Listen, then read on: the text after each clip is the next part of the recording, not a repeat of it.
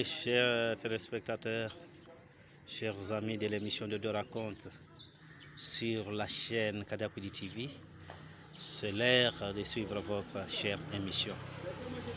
Oui, de Deux Racontes, c'est une émission culturelle, une émission scientifique, une émission d'actualité en temps réel, une émission qui éduque, qui forme et qui conseille, une émission d'histoire, une émission de formation en entrepreneuriat, formation en leadership. Oui, nous vous parlons aujourd'hui d'actualité à l'est de notre pays. Mais avant de revenir dans notre pays, nous traversons en face chez notre ennemi, notre voisin, qui s'est fait notre ennemi. Au Rwanda, la formation militaire de base a toujours duré 12 mois. Mais au moment où nous vous parlons en Nacho, il y a des militaires qui ont fini la formation militaire de base, mais qui n'ont fait que 7 mois. Ça montre qu'il y a carence au Rwanda, il y a l'urgence, il y a besoin de main-d'œuvre militaire au Rwanda. C'est pour cela qu'ils ont formé vite ces militaires. Pourquoi changerait-il la formation de 12 mois à 7 mois s'il n'y avait rien? C'est qu'il y a un besoin urgent. Le besoin, c'est pour faire quoi? Pour le faire introduire en RDC, venir faire du mal aux Congolais. Pourquoi cette vitesse dans la formation? Pourquoi ces changements? Cela montre que RDF, ou la force armée rwandaise, a un déficit en nombre. C'est pourquoi on préfère faire cela. Oui, chers auditeurs, rentrons chez nous pour parler de la situation qui est à l'est de notre pays.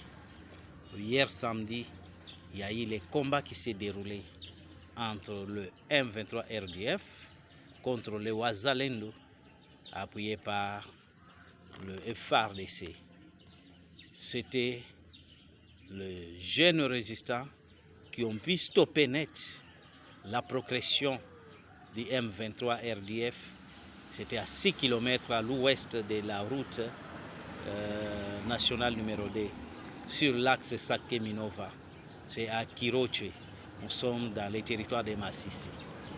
Oui, et depuis 8h45, toujours là à l'est, jusqu'aux après-midi, les patriotes Wazalendo ont fait un grand travail parce qu'ils ont fait face aux terroristes M23 RDF qui voulaient à tout prix aller contrôler le carré minier de Rubaya. Mais ils ont été stoppés net par le Wazalendo. C'était dans les localités de Chacha et de Kiroche. C'était dans les montagnes de Karuba. Nous sommes toujours à Massissi. Et la flotte aérienne congolaise a été mise en contribution et on pu stopper net l'avancée du M23 RDF. Il y a une situation qui s'est passée. Une bombe est tombée dans le quartier de Mayucha, dans la cité de Sake, à Massissi toujours. Et heureusement, cela sans faire de dégâts. Il y a eu aussi affrontement sur l'axe Mushaki-Rubaya. Les M23 cherchaient à tout prix à aller déborder pour aller contrôler les carrés miniers de Rubaya. Mais ils ont été stoppés à l'entrée du village de Biambwe, sur la rivière Lushika, qui ont été stoppés comme ça ainsi par nos vaillants patriotes Wazalendo. Oui, chers téléspectateurs, vous êtes nombreux à nous suivre, mais nous allons continuer en attendant que vous puissiez vous abonner, et vous liker et partagez notre émission. Nous vous attendons, cliquez sur la cloche pour que vous soyez informés chaque fois que nous avons une nouvelle à vous fournir. Nous avons dit notre émission, notre chaîne, vous fournit d'actualités en temps réel. Oui. Abonnez-vous si vous ne l'avez pas encore fait. Vous pouvez faire. Et si vous êtes déjà abonné, veuillez liker et partager l'émission. Le M23 ont renforcé les militaires qui attendent attaquer Sake et Rubaya. Ces militaires, depuis hier, ils ont été regroupés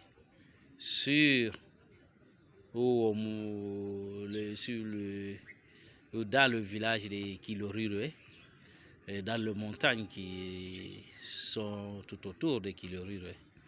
Et les autres avaient pris la direction de Rubaya, où ils cherchaient toujours à aller encore réattaquer Novaya militaire ainsi que Novaya résistant Wazalendo. Toujours la sécurité à l'est de notre pays. Il y a 3 personnalités qui sont sanctionnées économiquement par les États-Unis. Ces 3 personnalités qui sont sur les sanctions économiques sont Willy Ngoma, le porte-parole de M23 RDF. Il y a général autoproclamé Makanika, ainsi que général Yakutumba de Mai Mai.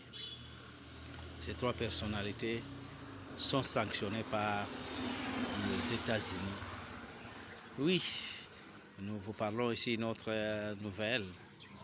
C'est la CENI qui a un problème de dispatching de bulletins de vote et PV des résultats.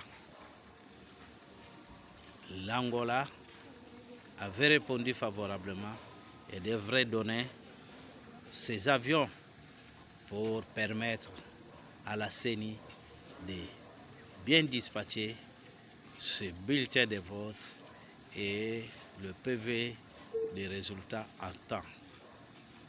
Et puis,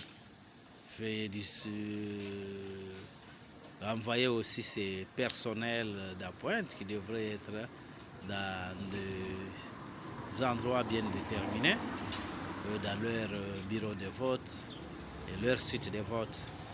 Et parce qu'il y a des coins où vous connaissez notre pays, il n'y a pas de bonnes routes pour permettre de faire ce travail à temps vu les délais qui nous restent, le temps qui nous reste, parce qu'il ne nous reste que 9 jours pour les élections. Oui, c'est pourquoi l'Angola avait accepté de contribuer avec ses avions et ses hélicoptères pour faire ces dispatchings. Chers téléspectateurs, nous sommes à la fin de cette émission, mais soyez toujours branchés pour d'autres informations. Mais avant de quitter, si vous ne vous êtes pas abonné, veuillez vous abonner. Si vous êtes déjà abonné, veuillez liker et partager l'émission. Aimez votre émission et partagez-la pour que nous puissions continuer à vous fournir des informations, à vous former, à vous conseiller et à vous informer. Oui, nous sommes ensemble.